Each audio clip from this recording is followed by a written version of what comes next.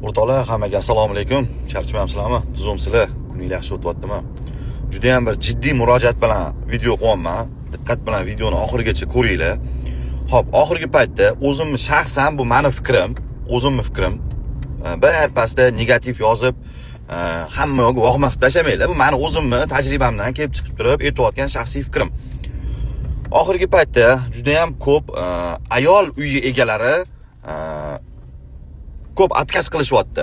Ya'ni zaklat olishyapti, uy sotish отказ qilishyapti. Bizga murojaat qilishyapti, sotib beringlar deb, klient olib borsa отказ qilishyapti. Aynan shunaqa vaziyat oxirgi paytda juda ham ko'p uchrayapti bizda. Bitta bizda emas, boshqa realtorlarda ham xuddi shunaqa bo'layotgan ekan. Ular bilan ham gaplashib keyin video qo'yaman. Spetsialni so'rab, ularda ham shunaqa bo'layotganini bilib, keyin video qo'yaman.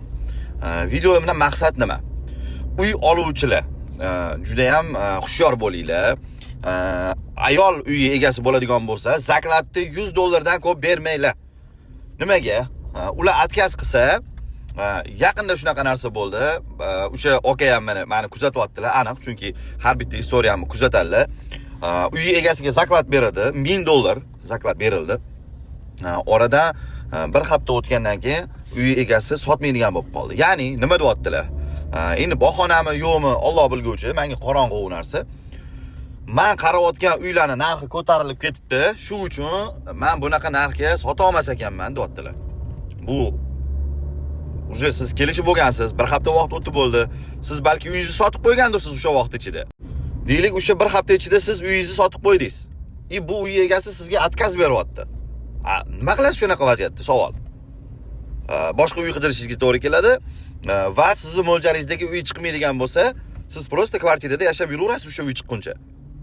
Baraka topkur uy egalari, sizlar ozgina o'ylab ish qilinglar.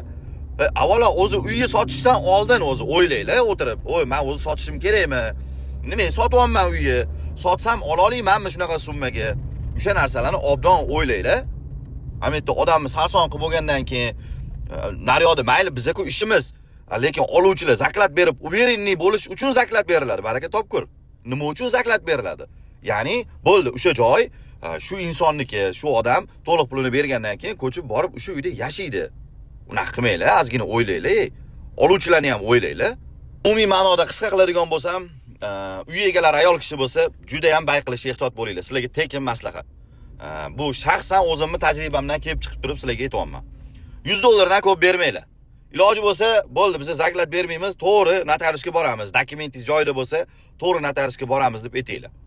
Eng zo'r variant shu. Bo'lmasa zaklatinglarga uxlaysizlar, qachondir u ishlatib qo'ygan bo'ladi, qachondir puli bo'lganda beradi. Ish qilib, itak dalyanu mayda juda muammolar ko'payishni boshlaydi. O'shuning uchun juda ham ehtiyot bo'linglar.